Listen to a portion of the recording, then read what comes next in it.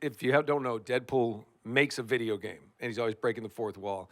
And I just looked at them and I just said, well, what if he calls me? And they were like, what? I said, what if I call me? I mean, I said, I know I do a lot of games. Wouldn't he call me? And they're like, yeah, what does that sound like? I'm like, I don't know, just roll. And they roll, and I just, hey, Nolan, it's Deadpool. How are you, buddy? Oh, hey, what's going on? Yeah, I'm making a video game, blah, blah, blah. And so I really want you in it. Oh, listen, you got to go to my agent. Say, yeah, but, we're buddies. I figured I'd call you. We can do something. Like, listen, I really can't do this. I don't negotiate my own contracts. Deadpool is, yeah, well, fuck you, Nolan. And they all went, can we use that? I'm like, hell yeah, you use that. So I told myself to F off. Very ridiculous line. That's the most ridiculous one I got.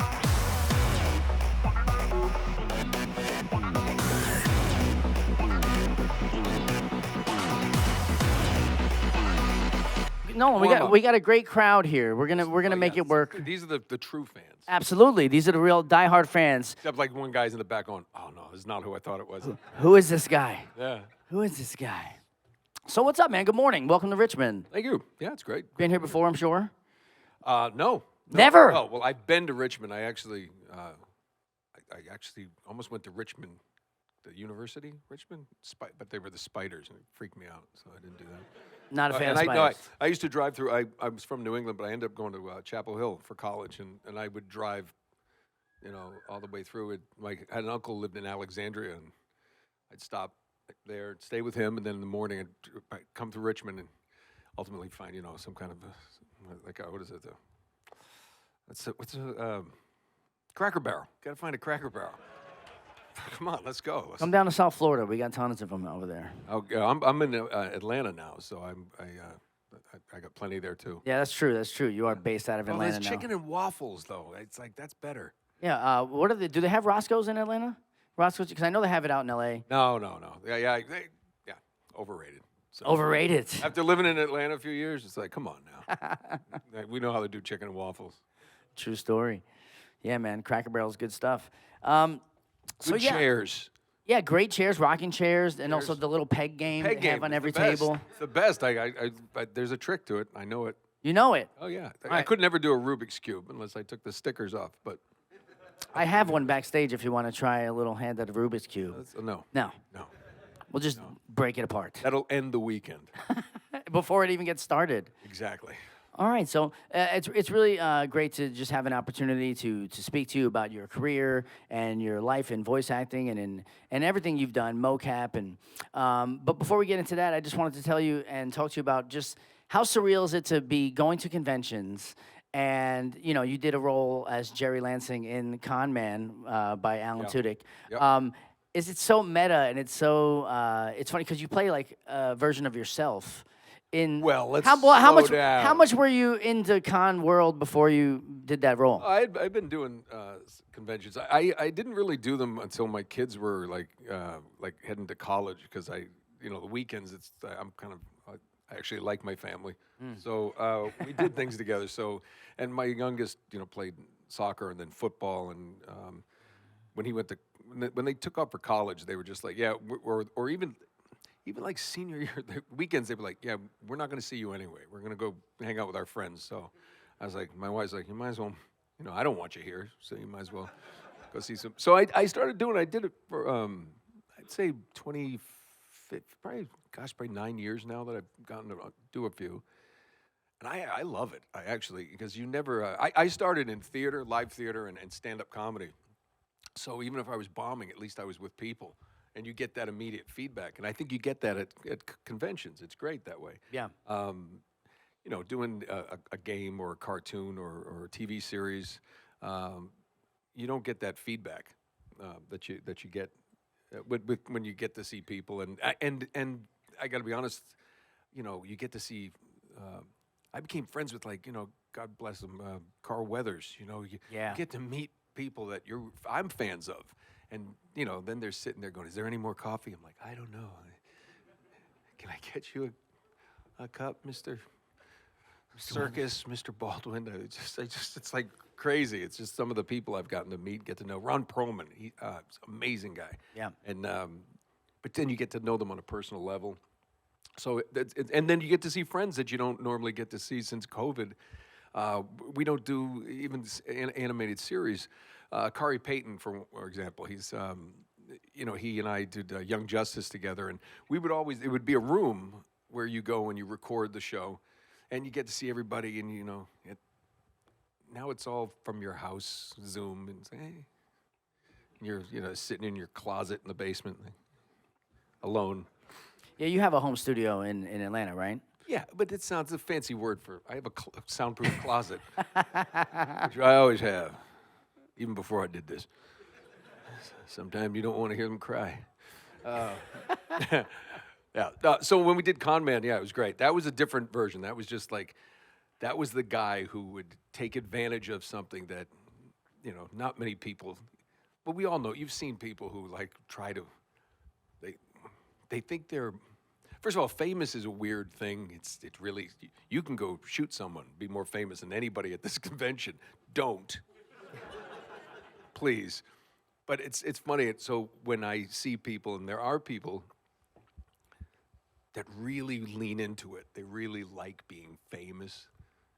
It makes me laugh because it's like you're so silly because it's like you did one thing and you have fans, but Jerry Lansing was that kind of guy, the guy who just would take advantage of the fact that very few people would know him, but he was invited to a convention. I have a rider in my contract. It's like, Well, okay. It was very funny. I love the way you portrayed that character, and It was a lot of fun. it was great. If you've never seen it, you can find it online. Con Man, it's really really funny stuff. It was kind of it was kind of like Ted Knight. People think it's like Ron Burgundy, but I was doing this way before Ron Burgundy. He's kind of like Ted Knight meets maybe a little Shatner, just that big personality. It would expound on the virtues of motion capture acting. Now, some of you are going to make it, not you, but some of you. He's just that guy who just like has no filter, and it was funny to play. And I actually created it doing the Uncharted series. It was just a thing to make everybody laugh and goofing around because that's what we did between takes. And Alan actually came to work on Uncharted 4 before they revamped the whole cast, and there was a big changeover. And he saw me doing that one day, and he goes, "Hey, I want to send you this script, and there's a character named Paul, but maybe it's Jerry," and that's how it happened. Yeah. So, yeah, one of my favorites. There's one episode my son just pulled up clips called "Voiced Over," and it's Milo Ventimiglia, me, and Alan Tudyk doing like voiceover for a video game. Gina Torres is the director, and if you can pull it up later, not now, but you trust me. There's one part where he goes, he does something, and you see me on the mic go, and I'm literally biting the inside of my lip, and there's blood in my mouth at that moment in that take because I had ruined 2 takes before then because he was doing the funniest thing I'd ever seen, and I lost my mind. And it's literally, you see me go, and it works because it looks like I'm going, oh, he's really not doing well, and I was bleeding. It's because I couldn't stop. Then they were like, okay, we have time crunch, Nolan. Pull it together. I'm like, Well, you have such a wide range of what you do and your voices, and you're most notably known for some of the biggest video game franchises. You've been voicing Deadpool since around 2009 and many Marvel characters and games. But one of the most relatable projects that I am drawn to and learned a lot about you and your love for gaming is Retro Replay. yeah, with Troy. So shout out to Uncle Noli. Uncle Noli, yeah. Uncle Noli in the building. I actually I hadn't seen Troy in a while because I just finished a on-camera TV series in Atlanta that I'm going to tell everybody about because it comes out in the fall. But Nice. I hadn't seen Troy, and we went and got something to eat last night with Chris Sabat, who from Dragon Ball. Dragon Ball and everything else. Yeah, he's Vegeta. But it was Piccolo. great to kind of catch up. And we were talking about Retro Replay, and we were bored, and we were like, this could be fun. And we're like, Yeah, I wanted to ask how'd that whole idea come into play, and just I wanted to talk to you just about some of your memories on your time on the couch. It came about from actually Con Man. I worked with PJ Harsma, who was the producer of Con Man with Tudyk and Nathan Fillion, and we decided, hey, we liked each other. Why don't we do something? And he was kicking around some ideas, and me playing games because I'm terrible at them was kind of the idea. And I was like, I don't want to do it alone. So then I called Troy, and he said, yeah, let's try it. And we weren't really sure what it was going to be, but he built PJ and Drew, our other producer. They built this great set and his couch, and found this old couch on like Craigslist or something. And we just sat down and we just goofed, and we played games and just talked and said whatever came to mind. And 99% of the stuff made it to air. So it was fun, but it was fun. When COVID hit, it was really hard to get guests to come in because, and then it just sort of, then careers and everything moved different directions, and you're like, all right, well, it's enough. So we kept the site alive. Yeah. It's now called Couch Soup. Yeah. And because we built this really nice community of great people, and people met each other through that community and ended up getting married. It was like really cool. So we didn't want to just be like, it's over, good luck. It's like, so we kept it alive. So, and now the people who were the fans are kind of some of the content creators, and there's some amazing people. I mean, there might be some of you. I mean, just artists and writers and different backgrounds just all came together. So it was nice that we created a little something that people liked. Yeah, definitely. It has a huge community of people who love the show and who support you and what you do. And I mean, huge is a relative term, but it's all in the eye of the beholder. That's what I tell my wife. Well, with that, I want to thank you again for being here and taking the time to sit with us, to chop it up with me, of course. But it's not about me. Of course, we want to get some fan questions. So we have a dedicated microphone for you right over there if you want to step on up and ask them questions about some of the various characters, or even questions about voice acting in general. Or you can just yell it out. We can probably hear you. So, but you're going to walk up like a good... everyone's looking at you. All right. And, of course, I'll be the bad guy and let you know when we are out of time. If you don't get a chance to ask your question, you can ask him down at his table. And I'll be over at the table. Yeah. All right. So, hi. What's your name and what's your question? Hi, my name is Aaron. It's great to have you here, Nolan North. Thanks. So my question is, I'm a huge Transformers fan. So you did the voice of Cliff Jumper for Transformers Fall of Cybertron. Yep. What was that like to be part of? That was a lot of fun. Well, first of all, I was a Transformers fan. By the way, Peter Cullen's here today. Go to his table before mine. He's awesome. No, we did Fall of Cybertron. I love the Transformers. I just thought it was always cool, and to get to be part of a franchise like that. The same thing like Teenage Mutant Ninja Turtles. When I did that film, it was great. I got to be Raphael. I get to say that for the rest of my life. But Cliff Jumper was the first time. The cool thing about that was actually the first time Troy and I actually worked in the booth together on a game, because he played jazz, and they did all the jazz and Cliff Jumper levels together. So that was what made that one special for me. And then I know that you're talking about the game, but Transformers Prime was it was amazing. Sorry, I'm not, my nose is running because of allergies. I'm not like some cokehead. Because I would be way more excited. I'd be like, yeah, how's everything? Transformers, man, let's talk about it. But like, I'm old and like there's hair in my nose and I think pollen gets in there. It's just awful. Where was I? Transformers Prime. I got to go in a room every Wednesday, and to my left was Kevin Michael Richardson, and then Peter Cullen and Frank Welker, Darren Norris, Steve Bloom, all my friends. And I remember that my favorite story is it was one of my first days, and I had this line where I'm like, play Smokescreen. I'm like, come on, Optimus, what are we gonna do? And I'm looking at my, you got your headphones on, the glasses over there with and you're looking at your scripts. What are we gonna do? And on my headphones, I just hear, Autobots, roll out. And I went, ah! And they're like, okay, let's do it again. Can you not do that? Fangirl out? I'm like, I'm sorry. And Peter's like, just like, and it was good. Kevin and Michael Richardson, like, it happens to me every time. I completely had goosebumps. I mean, he said it. He said it. The guy was right there. Oh, it's so awesome.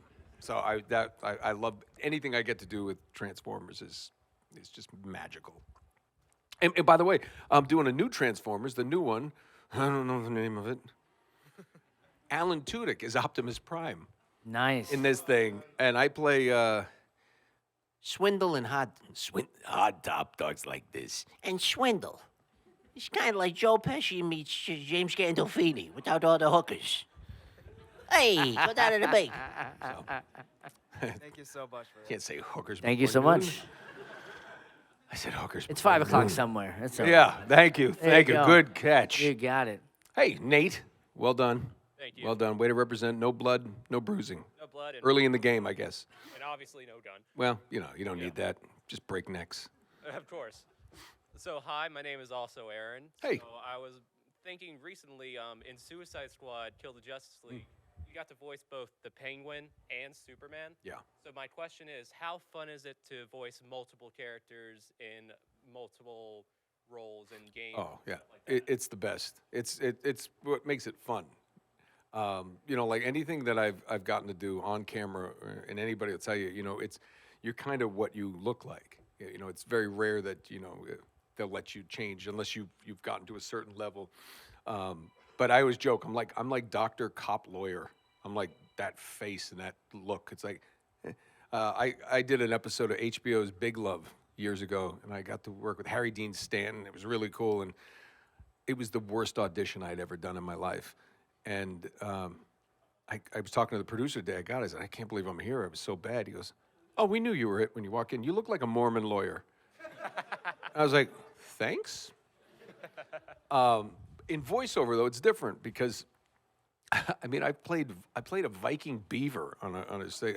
I've done cat noises. I mean, you get to do all these things. One of my favorite things to do, even like for a game, I know that I'm going to reprise the Penguin, and I've done Superman. They wanted evil Superman, so they know that's kind of in my range. But one of my favorites now is like when I do Rick and Morty. I don't audition. Aren't you nice? No, they know me, and they just like. I have a few set characters, like the vice president, different things, but they know that we'll just get Nolan to do these things. And sometimes I have no idea what I'm going to do. And they, we got 3 characters for you today. So this guy does this, and what do you think? What he sounds like? I'm like, well, why don't we try it? And we find it literally in the session, and it's so much fun. It's like sitting with your friends, going, hey, what is that? What does that sound like? What if he's younger? And you do. So it's kind of like. That's one of my favorite things is actually finding the voice like that, especially for small roles. It might be just, and a lot of times it's just a slight variation of my own voice. And anybody who wants to do this or does do this, my biggest little tip is don't always just try to change the sound of your voice, the rhythm and the tone. Like when I'm tired, my voice sounds like this, and like my wife will come, she'll come to bed. I'm like, yeah, I just want to watch SportsCenter. And she says, if I take that voice and now I just change how I say words, right? Sounds like Christopher Walken. Because his cadence is so weird. It's all over the place. It's, you think of like a bumblebee, just bounce around. Hey, over here, I have a pet alligator. Whoa, look at that. Sharp teeth, strong. What is he saying? Now, over here, I have an alligator, sharp teeth, strong. It's not the same, but it's my sleepy voice. So I love doing that stuff. It's the vocal gymnastics. It's so much fun just to be able to do multiple characters, and thank God I can, because the early part of my career, it was like, you're soldier number 1, soldier number 4, and soldier number 6. I'm like, got it. And so just make them, it's the lines like, you had to yell, get down in different dialects or sounds. Get down, which I never did. It's just one of my favorites. So yeah, it's the best. It's one of the things, the perks that makes it that much fun, more fun. Yeah. Great, thank you. You bet. All right, thanks, Aaron. All right, hi, step on up. What's your name? What's your question? Hi, Hey. I'm Jesse. Hello, Jesse? Nolan. I have a question for you. If I'm correct, you've played several characters in Guild Wars 2. Yeah. So do you have any fun experiences or stories or favorite moments from working with them on that? Guild Wars, Troy and I were talking about Guild Wars last night. It's like an annuity. We've been doing, I don't know how long I've been doing that game. I'd have to look it up, but it's got to be 15 years. And it's just it just keeps going, and the fan base is amazing. And I got to tell you, it's one of those things. They come in and we'll have a session, and they will give me all. So the Norn are a creature that come through here, and like they give me information. Quite frankly, I don't need. It's like, okay, I got the line. Let's just do this. But I get so caught up in like what's going on in that, and it's that whole fantasy stuff. I think is it's just amazing. They, I'm obviously just the main one of the main player characters, but they like what I was telling you. They knew I could do other voices, and I remember I think Mordramoth. I got to do Mordramoth, but probably my favorite is God, it's what Joko? Palawa Joko.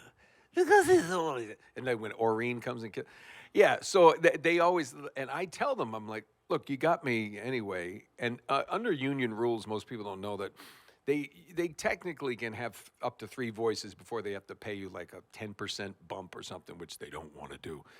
But so you have your main, but typically if you're doing a main character with a bunch of lines, they don't like to, well, we're not going to give you more because, it's a lot of effort.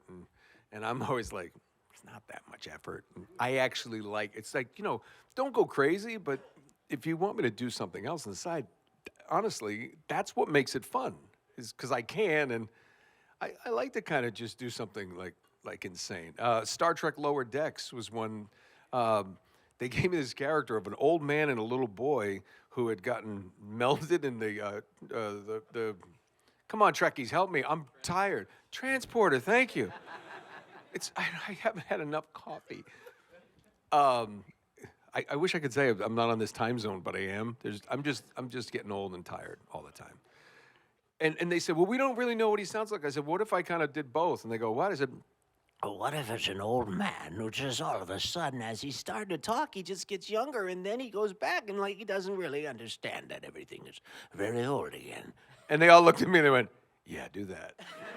And I was like, I didn't know I could do that. Do you want to do? Hey, I just learned this the other day. So again, I got to tell you about the new TV series coming out on Peacock in the fall. But I was on set the other day. We just finished season 1. This is my life.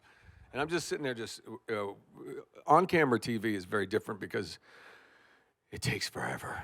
And you end up sitting, and this series is Julie Bowen from Modern Family plays my wife.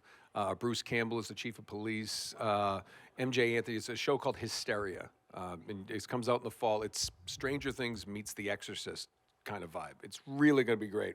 And I'm sitting there with Julie and the kid MJ, and I'm just, all of a sudden, I make this noise, and they look at me and she goes, was that you? And I was like, yeah. And I figured out what it sounded like. Hold this. I said, yeah, hand me that duct tape. That's my new thing now. That's really good. Isn't that weird? I mean, that's not worthy clapping. I should be institutionalized.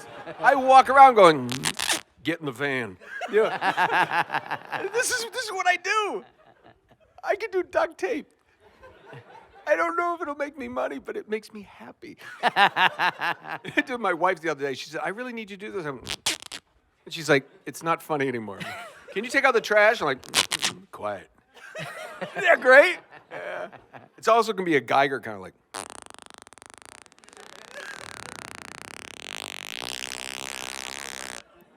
I'm radioactive. You have cancer. Oh, shucks. Oh, that was good. Oh, voices. Let's do this. Thank you very much. So yeah, I don't even know what your question was. Go ahead. All right, hi, what's your name? Hey. What's your question? Hi, I'm Ray. Hey, Ray. What was your favorite part about voicing Nate? Oh, there's so many. That's over 10 years of my life. The great thing about it is not just voicing him, is like living it, being him, being the, we did all motion capture. It was all the cut scenes, the jumping and the running. Until I cracked 2 ribs doing a stunt, I did all the rolling and everything. It was not their fault, it was my fault. But just embodying that character, having Naughty Dog and Amy Hennig tell me, hey, just infuse as much of you as you can in this. But it was one of those roles that allowed me to be a leading man in something and kind of be they call it in the business kind of like number one on the call sheet, who's kind of like sets the tone for everybody. And I think it helped me become a better actor overall, because you have a responsibility to the project and the scene, but also to the other actors. And one of the best gifts that they gave me was starting with Uncharted 2. I helped cast it. Like, someone would come in and audition. Many times, my friends of mine, and or people that I really liked, like Uncharted 2, Lazarevich. The people came in to play Lazarevich, and ultimately went to Graham McTavish. But just amazing actors. But someone would leave, and we had the list and their pictures and everything, and then everyone would discuss. Like, I don't know how to use a mic after all this time. Everyone would discuss how how they did whatever. And if for any aspiring actors, or if you've ever thought you wanted to do it, one thing I learned through being part of I already got the job, helped me audition other people. Everyone was good. No one was like, what the hell is he doing? He should quit. He's terrible. And I think actors go in going, I hope I'm good. I hope I'm good. Don't ever go into an audition hoping to give them what they want. Give them you, and if it works out, it works out. There were like 3,000 people, I think, or more auditioned for Nathan Drake, and I guarantee some of them were better actors technically than I was, but I was the right fit. And that's what it was. Every role of any of the Uncharted games, from 2, 3, and 4, I helped cast, and we would audition them, and they were all great, but you knew that was the one. We had a bunch of people for Chloe, great choices, and Claudia Black walked in. I'm sorry, I just came from the airport. Oh, my hair's a mess, but let's do this now. It's a game, and I was like, she was like a tornado. You're like, and then she read, and she was charming and funny, and you're like, that's Chloe. I mean, and everyone, there was never one character where people go, what about Albert? Like, there was never, everybody just nailed it. So I think my favorite part about being that was just the entire experience. The friendships. I still talk to McGonagall. Graham McTavish was just at my house recently when he was flying through to Scotland from New Zealand, and Emily Rose is my wife's business partner. They have a production company. They're doing some amazing stuff now. So I think it's just the friendships and everything. It became more than just an acting role. It was great. Okay, thank you. Thank you. And I got to go to Spain and say, what the hell happened to you two? Hey. Hi, how's it going? Good. My name's Carlos. Hey, Carlos.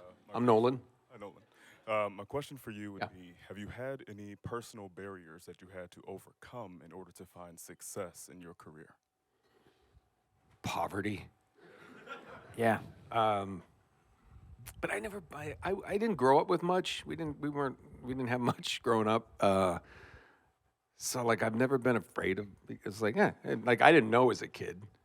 My brother recently, it was like 4 years ago, my brother goes, yeah, we were pretty poor. I'm like, it wasn't that bad. He goes, you made the powdered milk. And I'm like, yes. Oh. Yeah, but that was fun. He goes, yeah. So you're like, oh, carnation powdered milk. I just thought, I thought it had more nutrients than milk. It was just cheaper. And it came in the big box, looked like Tide. Been there. Yeah, no, but I mean, but other people have always had it worse. I have I had any barriers? I never looked at it that way. I don't think I did. I mean, I think there are a lot of people that you would think would support you in chasing a dream or trying. I didn't even think I was chasing a dream. I had done a bunch of other things. People say, how'd you become an actor? I said, process of elimination. It was like, I did jobs. I was actually on my way as a news reporter in New York, and I was starting to do it I did it for a year, and an agency signed me, and it was the most depressing thing I've ever done. I thought I'd be at Sports Center. That's what my degrees were in, and I go to Sports Center and be, charming and funny with a tie and do all my stuff. But then I ended up in New Jersey, and it was Jersey City house fires, and someone shot in Newark or Parsippany. It was just, everything was just, if it bleeds, it leads. It was the beginning of the horror show we watch now on the news. It's just garbage. So I didn't like it, and I just thought to myself, I'd rather be broke and happy than. And I actually had like 3 jobs.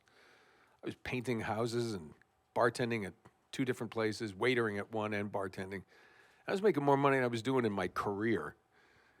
So I was making money, and I didn't have any. I was lucky. I was young enough where I didn't have enough. I didn't have a wife or kids or anything like that. So I was just, I never needed much to get by. So like, I don't measure success by like financial, because that's something, if you there's a lot easier ways to make money, trust me, than this.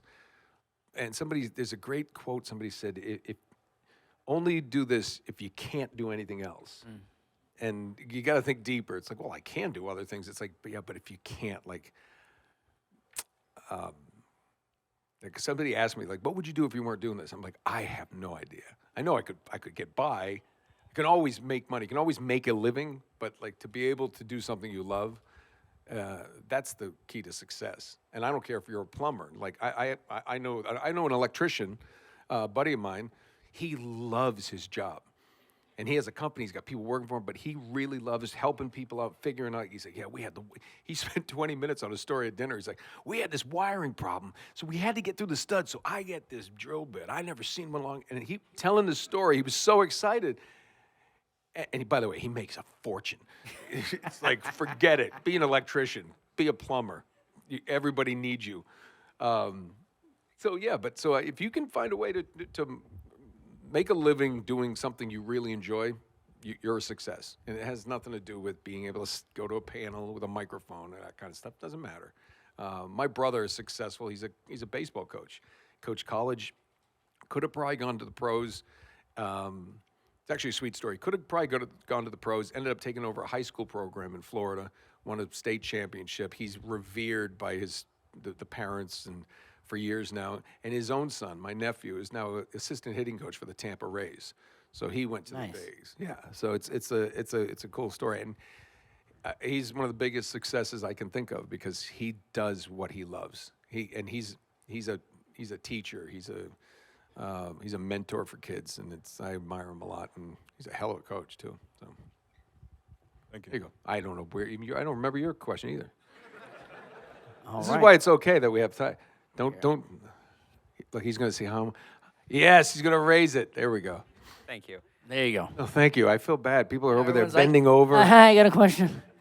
I'll try to go. I don't know how big that line is, but I'll try to go a little quicker. Yeah, we got about 10 minutes left, so. Really? That's it? Just about, yeah. All right, I'll Try go to be quicker. quick then. Hi, I'm Natalie. Hey. We all know that Deadpool is a very unfiltered character. Yeah, he's the best, isn't he? Sort of. What was the most ridiculous line you've ever had to say for a script? Like a line that made you step back after recording and be like, "Did I really One that I made up. one that you made In the Deadpool video game, if you don't know, Deadpool makes a video game, and he's always breaking the fourth wall. And I just looked at them, and I just said, well, what if he calls me? And they were like, what? I said, what if I call me? I mean, I said, I know I do a lot of games. Wouldn't he call me? And they're like, yeah, what does that sound like? I'm like, I don't know, just roll. And they roll, and I just, hey, Nolan, it's Deadpool. How are you, buddy? Oh, hey, what's going on? Yeah, I'm making a video game, blah, blah, blah. And so I really want you in it. Oh, listen, you got to go to my agent. Say, yeah, but, we're buddies. I figured I'd call you. We can do something. Like, listen, I really can't do this. I don't negotiate my own contracts. Deadpool goes, yeah, well, fuck you, Nolan. And they all went, can we use that? I'm like, hell yeah, you use that. So I told myself to F off. very ridiculous line? That's the most ridiculous one I have. Okay, thank you. That's awesome. All right, hi, what's your name? What's your question? Hey, my name is Daniel. Hey. And, I wanted to know, how do you stay in character when you do different emotions or efforts when you voice different characters? I don't. I mean, the script calls for it. The directors, great directors, kind of like, hey, this is the situation. They give you the context of the situation. But I'd be lying if I'm like, yes, well, I go to a deep meditative state. And I think, no, he's sad. He's angry. I wish I had a better answer for you. You keep your energy up. You play the scene. It's not about you. It's not. It's about that's the old Shakespeare thing. The play's the thing. It's about playing the scene, playing the moment, playing the authenticity of some. So if they need it,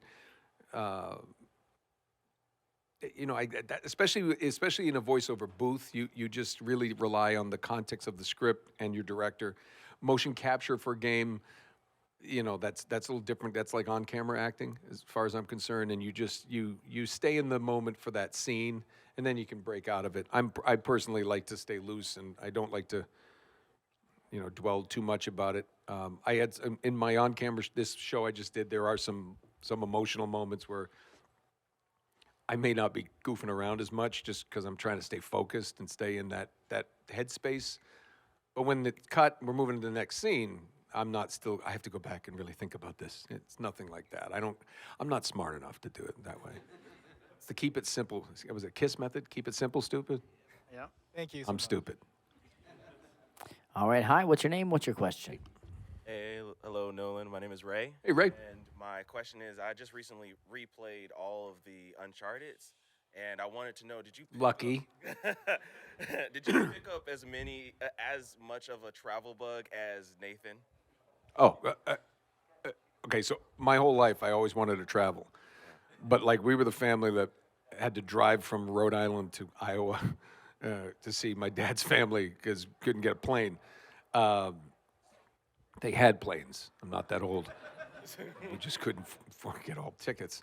And my dad snored on the road, and we got in trouble one time because my brother and I went and slept in the car, and he was mad. But like apnea, snoring, like someone's choking Dad. It's not Mom. So I told somebody the other day, I think because of Nathan Drake, I have traveled more than Nathan Drake because of him. My favorite thing, I know I got to keep it quick, but the Uncharted Drake collection, they had Sony in Europe flew me to London. I landed. The next morning, did a press junket all day with my suitcase. We went to the airport that night, flew to Oslo, Norway. Woke up, went to bed. Restaurants closed. I was hungry. Went to bed, got up next day, did a full junket in Oslo that night with the bag. Flew to Berlin the next day. Nicest hotel room I've ever been put up in. And I walked in, I was like, wow, like rooms, like an apartment. And I walked right in the bathroom, right to the bedroom, went to sleep, took a shower, got up the next day, and I got a banana off the fruit bowl of this thing. And I was like, I wish I could have stayed here longer. Like, literally saw nothing. Berlin, back to London, had to fly back to LA to do Uncharted 4. On Thursday, I landed, went to bed. Friday, we shot it. Car picks me up back to the airport, this time with my wife, back to London, then to Paris for 2 days, then to Madrid, to Amsterdam, back to London. It was all like in 10 days. I was like, where am I? And it was like, but it was the coolest experience. And it was just, it's just amazing. And the conventions, doing conventions mostly because of Nathan Drake. And Dr. Rektorf, and everyone likes him. So there's so many of those different things. So, yes, I've traveled a lot because I've traveled more than he has. My passport blows Nathan Drake away. And I've killed far less people. Almost. Thank you so much. All right, thank you. Hi, what's your name? What's your question? Hey, Nolan. Hey. My name is Palmer. Hey, Palmer. I just want to quickly say thank you for all the hard work that you've done, like voicing Thanks, characters bud. like Nathan Drake and Penguin and everything else you've done. So thank you very much for like making Thank you. childhood, and thank you for continuing to do all the hard work. My question is in regards to the 2007 Teenage Mutant Ninja Turtles movie. Yes. Actually, you were Raphael, I believe. I was. What was that like, being involved in that movie, or was there like a memory that you have from that experience? From the 2007? Yeah, it was a thrill actually because it was me, James Arnold Taylor, Mikey Kelly, and Mitchell Whitfield, and they felt like we want to get the right voices for these characters, but we don't want to throw celebrities for celebrity's sake. because the turtles themselves were celebrities, but in their own right. And it was a great experience. I mean, it was my kids were right at that age where they loved the turtles. You know, and my favorite part of the whole thing was I got to play a guy I knew in high school. It's just a guy talked like this. Hey, did you do your algebra homework? I didn't get it. And that just became Raphael. It just totally, and I saw him 10 years ago. He's like, hey, that movie, were you doing me? I was like, absolutely. He goes, that's cool. So I'm like a turtle. I'm like, yeah. He goes, it's cool.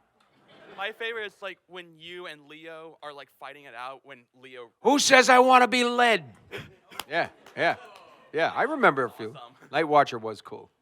He was the best. Thank you so much for your question. All right, last 2 questions here. Hi, what's your name and what's your question? Hello, my name is Rylan. Hi, Rylan. Wow. I step up and it's a real, oh crap. Nice. You know, in the script it was oh shit, but I say oh crap, and that's how it became. It's iconic. It is. You're iconic. Well. Thank you so much again. But my question is, what's it like to just feel, just to have that really privileged ability to work with such amazing people over so many different projects, such as Richard McGonigal, Emily Rose? Like, how is that you're able to work with the same people for so long? You know, it's the people always say, "What is your favorite Uncharted?" And I'm like, "I love 2." And they're, "Whoa, 4 was great." I'm like, "I don't like 4 because it was the last one." And it's, you know, everyone says, there's going to be a 5. I'm like, if there is, I don't know about it. And they're like, well, you have NDAs. I'm like, I really don't know. I really doubt it. But that said, yeah, I mean, anytime you get to work with a group of people, it's kind of like you see people like, you know, I mentioned Modern Family. Those guys, 14 years, you know, the Seinfeld, you become a family. I love Richard McGonigal. I love Emily. Graham McTavish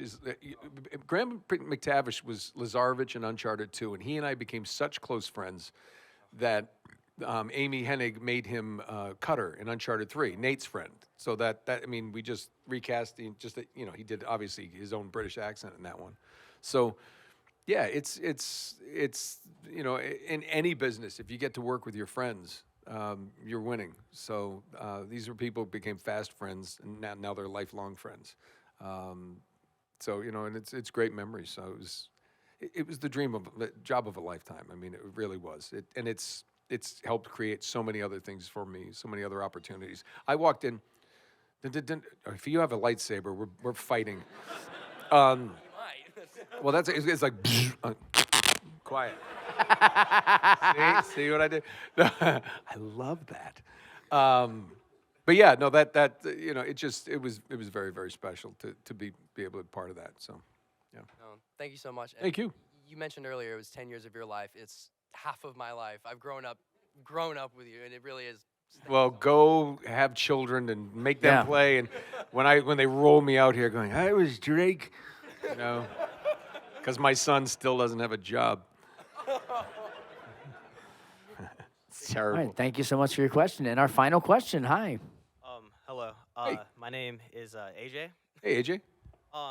One thing that I wanted to ask is that Batman Arkham City is one of my favorite games of all time and everything. And I just wanted to ask, like, what was it truly like working with Kevin Conroy? Oh, God. Well, I remember the first time I walked in the room, it was Kevin and Mark in the same room. And I was like, I have to go pee. And I had just come from peeing.